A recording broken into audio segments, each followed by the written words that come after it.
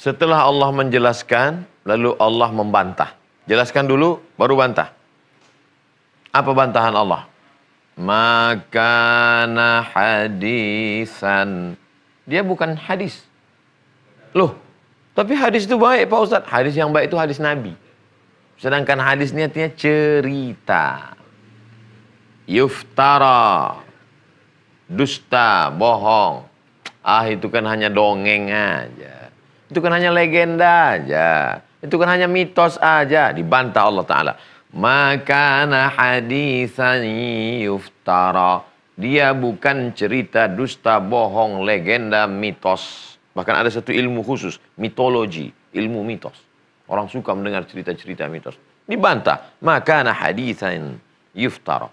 Lalu kisah itu apa? Walakin. Tapi. Walakin. Akan tetapi dia adalah tasdiqal ladzi baina yadayhi. Pertama, tasdiqal ladzi baina yadayhi. Cerita-cerita yang ada disebutkan Allah, yang dibacakan Rasulullah sallallahu alaihi wasallam dalam Al-Qur'an itu adalah membenarkan yang ada sebelumnya. Sebelumnya pernah mendengar cerita Musa dari mulut ke mulut. Karena tradisi orang Yahudi menceritakan itu kepada anak-anaknya. Menceritakan lalu ditulis.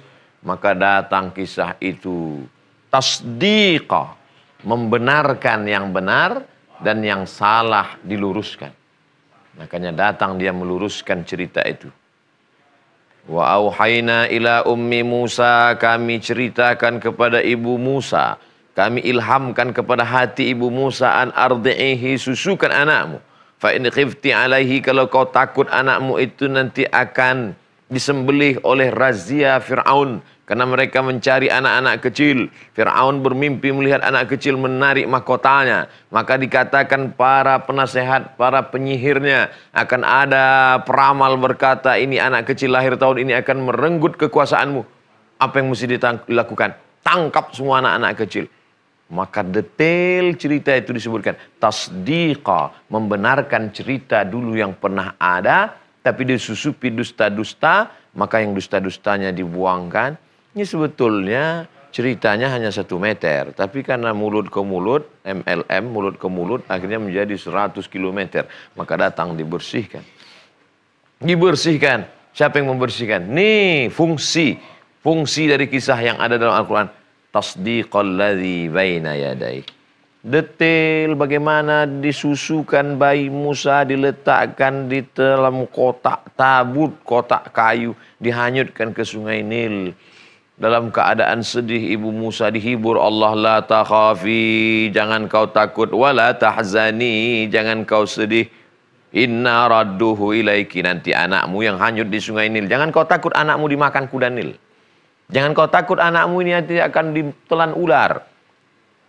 Inna radduhu alaiki, nanti kami akan mengembalikan anak ini kepadamu. Wa ja'iluhu minal mursalin, dan akan kami jadikan dia sebagai seorang rasul. 2 janji Allah. Akan kami kembalikan kepadamu, akan kami jadikan dia rasul. Dan Allah itu kalau sudah berjanji, innaka la tukhliful. Bagaimana bayi yang hanyut itu bisa kembali? Skenario Allah begitu indah. Nun, di ujung sungai Nil ada seorang perempuan yang lama merindukan seorang anak. Ingin betul punya anak dan dia tidak punya anak. Sedang mandi di sungai bersama dayang-dayang. Dia adalah Asia, istri Fir'aun. Terlalu singkat waktu untuk bercerita bagaimana indahnya istri Fir'aun bertemu dengan Musa sampai dibesarkan di istana sampai menjadi seorang nabi. Apa fungsi cerita itu? Tasdiq, membenarkan. Kisah itu memang real, pernah ada, tapi begitu banyak bumbu-bumbu dusta. Datang Muhammad SAW menghilangkan dusta-dusta bohongnya, diceritakan real nyatanya. Lalu apa fungsi cerita itu? Disebutkan Nabi, dibacakan Nabi Muhammad SAW. Wa tafsil kulla syai'.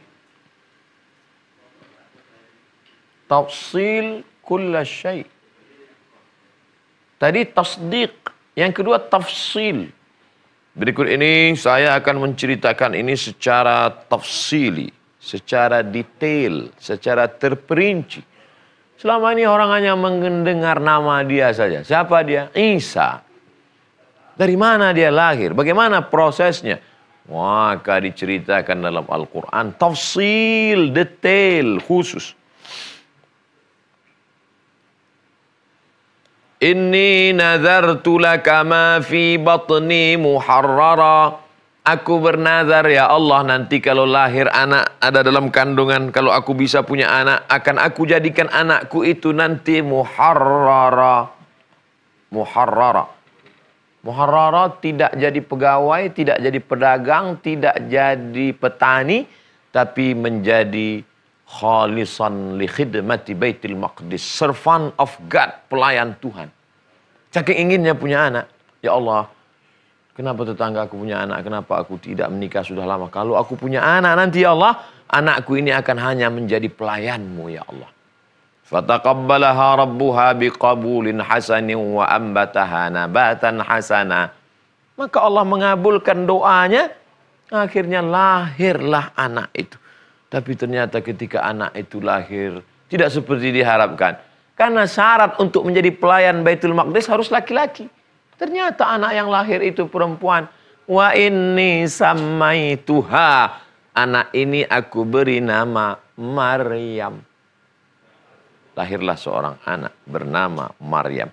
Detail cerita itu diceritakan. Bagaimana ibunya tidak bisa mengandung, lalu bernazar, lalu punya anak. Anak ini dibesarkan. Ternyata bapaknya meninggal dunia. Maryam menjadi anak yatim. Siapa yang menjaga Maryam? Zakaria. Zakaria menjaga. Fakaffalaha Zakaria. Zakaria yang mengasuhnya. Tapi proses Zakaria bisa mengasuh Maryam? Bukan ujuk-ujuk tiba-tiba datang Zakaria. Kamu anak yatim, mari saya jaga. Oh tidak begitu. Karena Maryam ini anak seorang yang terhormat, mulia. Bagaimana detailnya? Kita akan lanjutkan setelah yang berikut.